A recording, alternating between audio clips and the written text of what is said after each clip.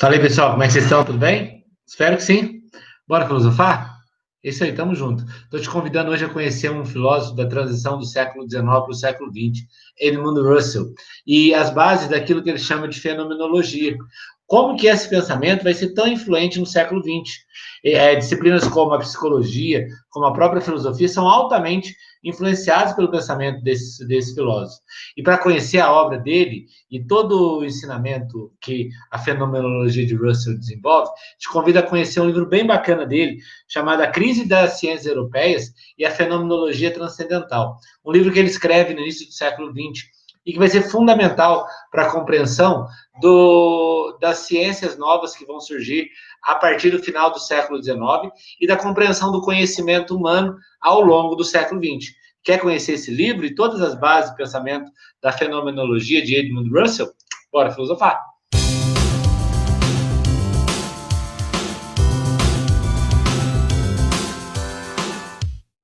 O Russell, ele é um filósofo que nasce em 1859, mas a grande contribuição que ele tem para a filosofia se dá ao longo do século XX. Ele vai fazer um estudo bem interessante sobre a ideia da fenomenologia.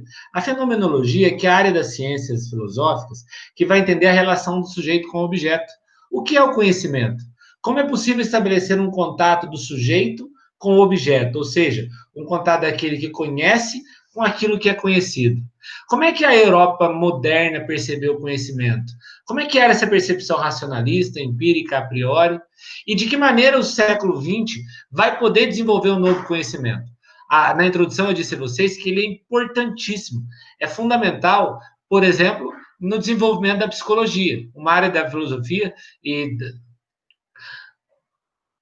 ele é fundamental para a psicologia, uma área do conhecimento humano que vai se desenvolver muito ao longo do século XX e ele vai ter uma base fundamental para que a psicologia possa se desenvolver. Mas eu quero abordar ele não na área da psicologia, eu quero abordar ele na área filosófica.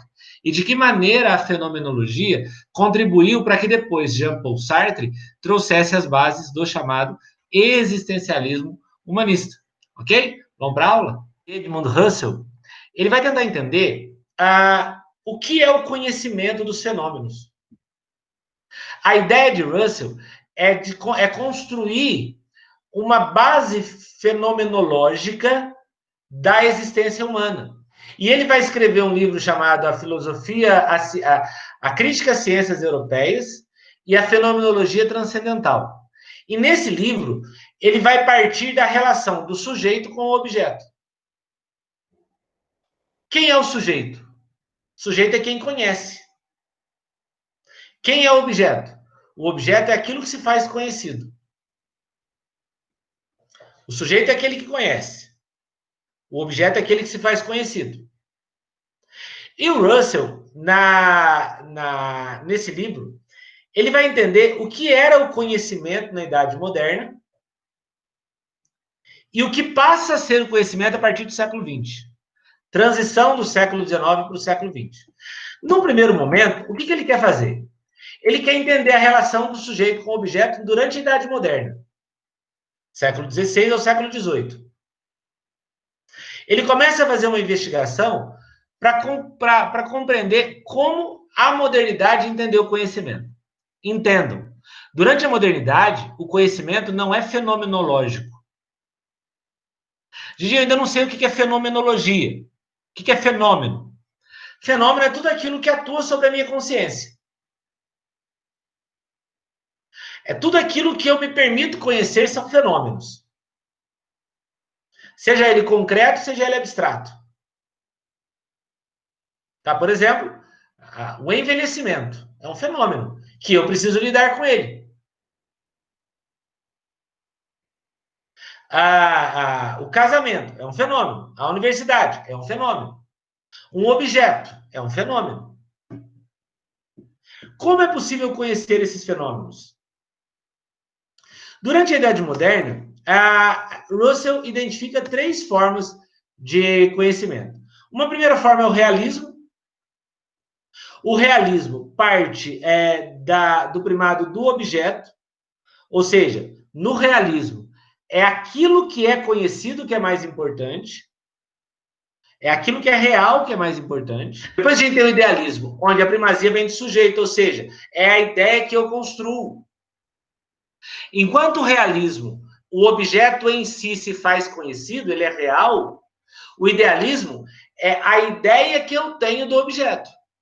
É ele que é o real. Então, eu construo uma ideia própria, que vai ter seu ápice, o idealismo vai ter seu ápice em Hegel, o idealismo hegeliano. O realismo, que vai ter seu ápice no racionalismo. As coisas são e pronto. E uma terceira vertente é o apriorismo, que vai ter seu ápice em Kant. No apriorismo, você equilibra sujeito e objeto. Enquanto no realismo, o mais importante é o objeto. No idealismo, o mais importante é o sujeito. No apriorismo, você tem um meio do caminho entre os dois. Então, por exemplo, a universidade. Se você quer compreender, se você quer conhecer o fenômeno universidade do ponto de vista realista, o mais importante é a universidade que determina para você o padrão de comportamento. Você simplesmente tem que se adequar à universidade. Se você quer partir do idealismo, é a ideia que você construiu desse fenômeno que vai determinar seu conhecimento. O apriorismo, você vai equilibrar essas duas realidades. Distribuir essas funções. Até que no século XIX vai surgir a fenomenologia, com Russell e com Heidegger. E a fenomenologia de Russell parte da seguinte ideia: a realidade, como ela se apresenta a nós, aparece condicionada por estruturas lógicas de nossa mente. Então a realidade, ela não parte nem com a primazia do objeto, nem com a primazia do sujeito e nem com o equilíbrio dos dois. Ela é relativa. Então a realidade que eu construo da faculdade é relativa à compreensão do conhecimento que eu tenho da faculdade, que o outro não vai ter, porque o outro lida com esses fenômenos de outra forma. Então, duas pessoas não são iguais e nem vão chegar ao conhecimento dos fenômenos da mesma forma. Não são. Cada um representa essa realidade de acordo com as estruturas lógicas da mente. Por isso que Russell vai ser tão influenciador da psicologia.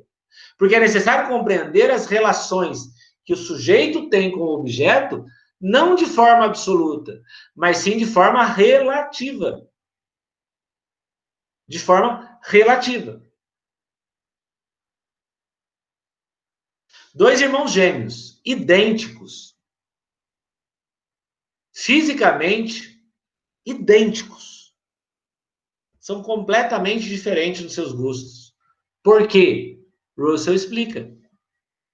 Porque isso está diretamente ligado às estruturas lógicas que são projetadas na mente de cada um.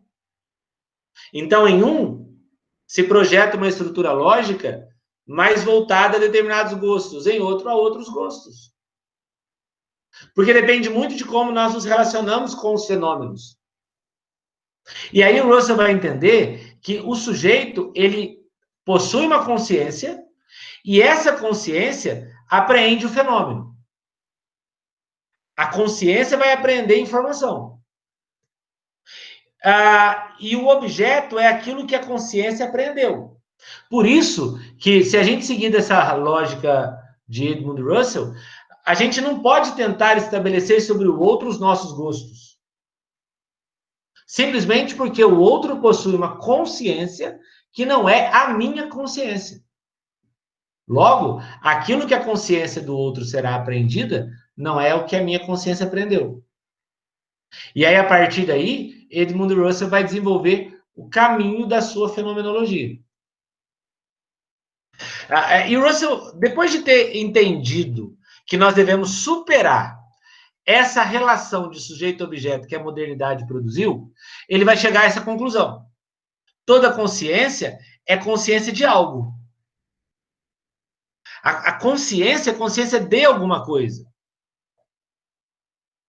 Então, quando eu tenho essa relatividade do conhecimento e tomo consciência da matemática, eu vou compreender esse fenômeno. Então, o homem, ele adquire conhecimento porque ele tem consciência de alguma coisa. Ninguém, por exemplo, pensa no nada. Não. De alguma maneira se obteve consciência daquilo. Quando, por exemplo, alguém diz, eu não gosto de matemática. Então, há uma consciência. Mas não é a consciência da matemática. É a consciência de gostar de matemática. Então, não é simplesmente compreender o fenômeno, mas é também ter a consciência do fenômeno. Então, quando alguém chega à conclusão, eu não gosto de matemática, não significa que o seu entorno não gostará também de matemática. Você tem uma sala de aula de 30 alunos. Esses 30 alunos têm contato com o fenômeno matemático. Mas a consciência que eles têm não é da matemática. Mas a consciência que eles têm é da aptidão. É o que eu falei no slide anterior. É da apreensão da matemática. O sujeito ele não vai ter uma apreensão simplesmente e puramente da matemática, e sim de como a matemática se reproduziu em sua consciência.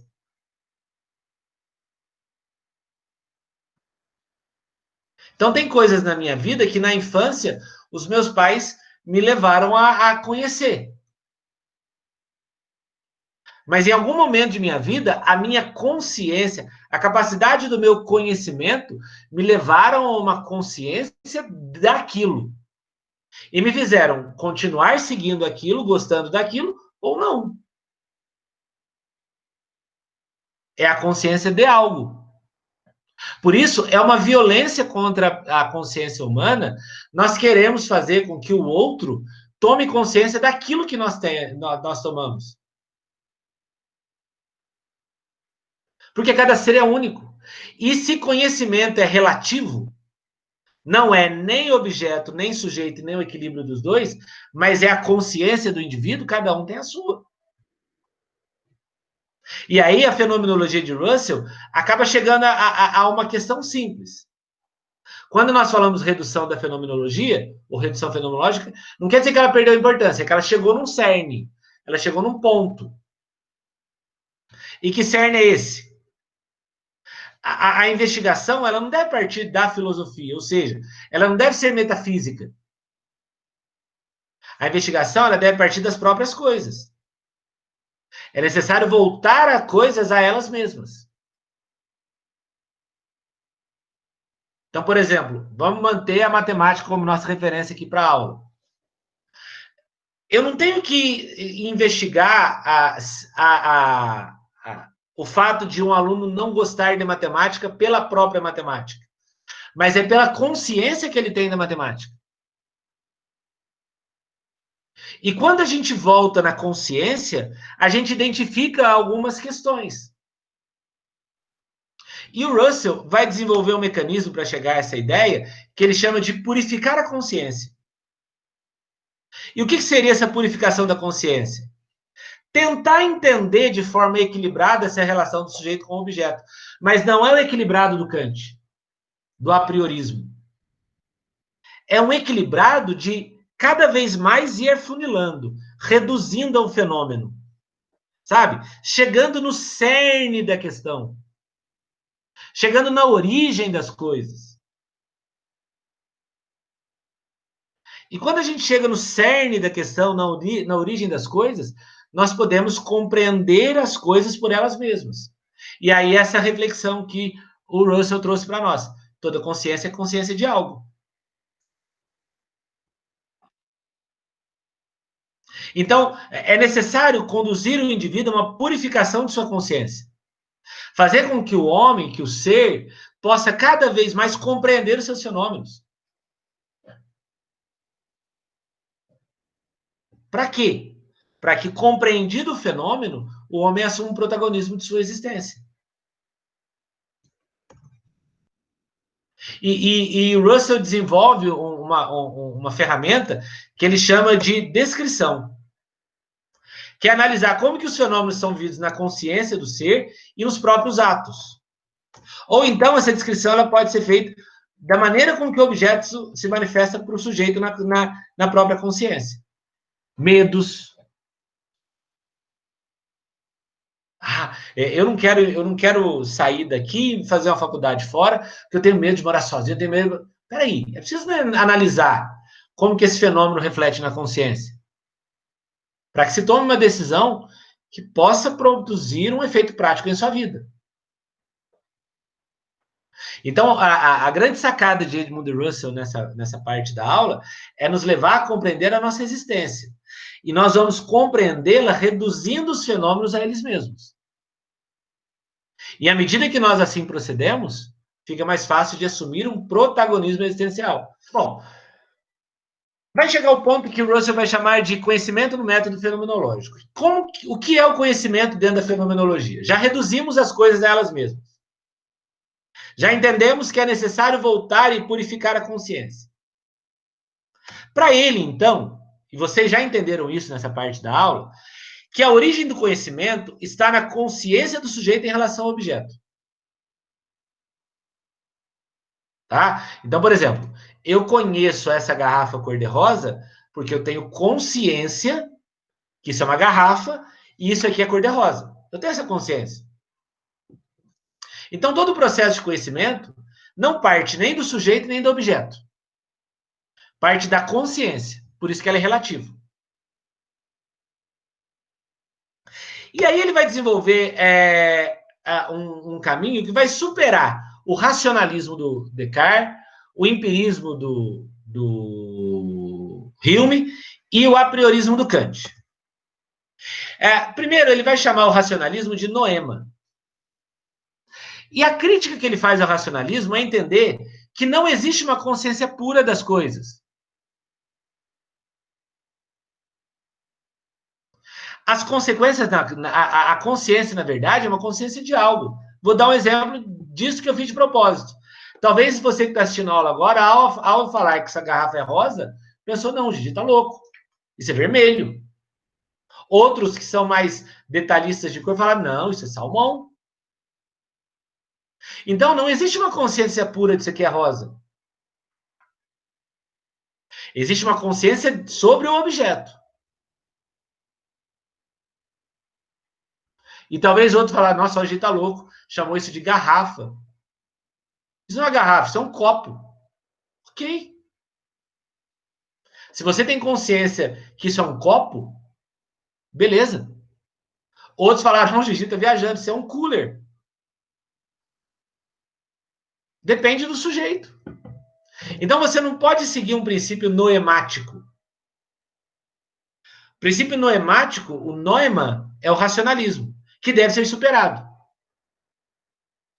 Porque toda consciência é a consciência em relação a alguma coisa. E não é puramente aquela coisa. Mas também ele vai criticar o empirismo, o que ele chama de noesis. Porque a visão empírica entende a existência do objeto a partir do momento em que eu identifiquei sua existência. Então, por exemplo, eu não estou mostrando agora a garrafinha rosa, mas você que assistiu a aula, você viu a garrafinha rosa, você teve uma experiência com a garrafa rosa. Então, o princípio empírico entende o conhecimento a partir do sujeito. A ideia do noesis dá primazia ao sujeito. A ideia do noema dá primazia ao objeto, aquilo que eu falei na introdução da aula. O que o Russell vai dizer? Não. O conhecimento não é nem noemático e nem noístico, no sentido de noesis. Ele vai entender que a consciência, o conhecimento, é a consciência de.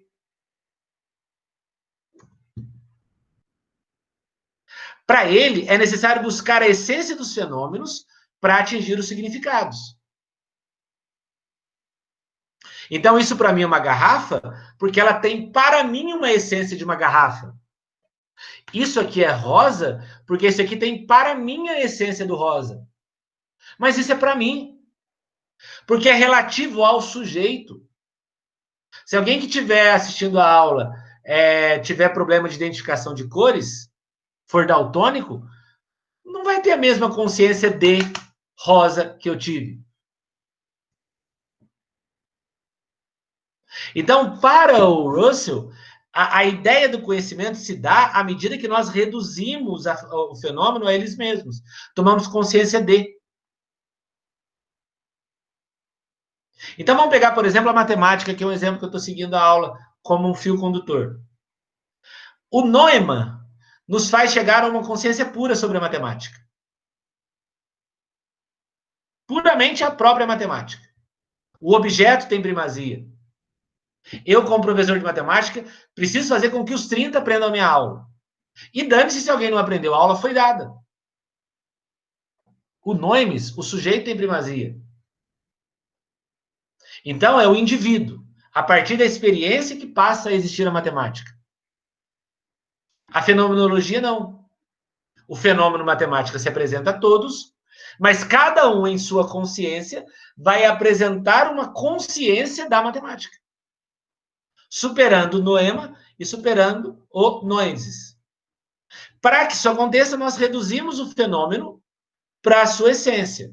O fenômeno ele é reduzido àquilo que ele é, para que o sujeito possa atingir o conhecimento dele. Aquilo que os gregos chamavam de epoké, a superação do juízo.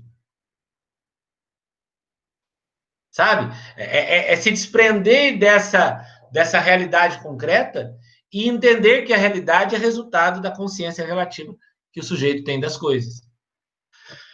Então, quando ele propõe a consciência de, ele vai chegar naquilo que nós chamamos de intencionalidade e objeto. Ele parte da seguinte ideia. O que é intencionalidade? É como a consciência visa as coisas. Vejam, eu tenho insistido nessa parte com vocês. A minha consciência visa as coisas diferente de todo o restante do universo. A minha consciência ela tem uma intenção sobre algo. Eu não posso, por exemplo, fazer com que a Érica, minha esposa, tenha na consciência dela as mesmas intenções daquilo que eu tenho. Porque a consciência a consciência é dela. Eu não posso forçar ela às quartas-feiras à noite, sentar-se ao meu lado para assistir um futebol, pela consciência que eu tenho do futebol. Porque a intencionalidade que eu tenho de futebol não é a dela. Porque talvez se eu a colocar sentada do meu lado, ela não vai ter a consciência do futebol. O objeto vai ter primazia sobre o sujeito. Do mesmo jeito que ela não pode me forçar a sentar do lado dela na cama para assistir uma série. Porque eu não sou um cara. Como é que chama? Disciplinado com série. Não sou. Você quer me fazer dormir? Bota uma coisa na televisão, uma série, um filme, que em 5 minutos eu tô dormindo. Porque é intencionalidade. É como se visa o objeto. E o que é o objeto? É como a consciência pode visar as coisas. O objeto é o fenômeno representado. Portanto, a consciência das coisas depende de uma funcionalidade, que parte do ato de conhecer, do conhecimento externo, da percepção interna, de como aquilo tem significado e dentro da sua temporalidade. Então, nós tomamos consciência à medida que nós percebemos o significado que aquilo tem para nós. Porque aquilo pode não ter significado algum. Algum. Eu costumo brincar e dizer que o dia mais feliz da minha vida, e isso é fato, não estou falando assim, por falar não, é um fato. O dia mais feliz da minha vida é dia 4 de julho de 2012. Esse é o dia mais feliz da minha vida. Provavelmente, quando eu for ter meus filhos, superem esse dia. 4 de julho de 2012 é o dia mais feliz da minha vida. Por quê? Ah, Gia, é o dia que você casou? Não. Ah, Gia, é o dia que você conheceu sua esposa? Não. 4 de julho de 2012 é quando o Corinthians ganhou a Libertadores. É o dia mais feliz da minha vida. Eu virei aquela quarta para quinta-feira de noite acordado, comemorando aquele título. Eu nunca vou esquecer esse dia. Nunca vou esquecer. O dia mais triste da minha vida é o dia 4 de dezembro de 2007. 4 de dezembro de 2007. Por quê? Porque esse é o dia que o Corinthians é rebaixado para a Série B do Campeonato Brasileiro. É o dia que eu mais chorei na minha vida. Eu já tinha 25 anos na data. E eu chorava como uma criança de 5. E ao narrar isso para vocês, talvez alguns estejam pensando, puta, que absurdo. Onde já se viu isso? Por quê? Por conta do significado que isso tem na minha vida. É a consciência de que eu tenho. É a funcionalidade que o Corinthians exerce na minha vida. Quando o Corinthians foi campeão mundial, eu já namorava a minha esposa. E aí ela assistiu comigo o jogo. E é claro que eu fiquei feliz, mas não foi tão quanto da Libertadores. Mas ela me via gritando na frente da televisão, pulando, comemorando. O Paulo Guerreiro fez o gol de cabeça. Eu falei, caralho, Corinthians, pá, pá, pá. Ela olhava pra minha cara, fazia 4, 5 meses que a gente estava namorando, e talvez na cabeça dela pensava, será que é isso que eu quero pra minha vida? E eu falava, Érica, vamos comemorar. O Corinthians é campeão do mundo, ganhamos do Chelsea. Ela, vai lá, já que eu vou. Por quê? Porque é a intencionalidade do objeto. A minha consciência visa aquilo de uma maneira. E à medida que nós percebemos aquilo que dá significado para nós passamos a conhecer. Entendendo que não é uma consciência pura, mas é uma consciência relativa. A partir da experiência a partir da consciência que o sujeito tem do objeto. Não é razão e nem é experiência. É, na verdade, consciência. Então é isso aí, gente. Construímos todas as bases da fenomenologia. Espero que você tenha compreendido todas essas bases, porque ela vai ser importante para a gente entender a próxima aula, que é a aula sobre existencialismo de Jean-Paul Sartre. Tá? O homem se torna protagonista de sua existência à medida que compreende seus fenômenos. Próximas aulas, a gente começa a tratar efetivamente de filosofia do século XX. E eu espero ter você comigo para a gente fechar esse ciclo de história da filosofia. Tá bom? Espero vocês nas próximas aulas. E se você quiser continuar comigo, bora filosofar.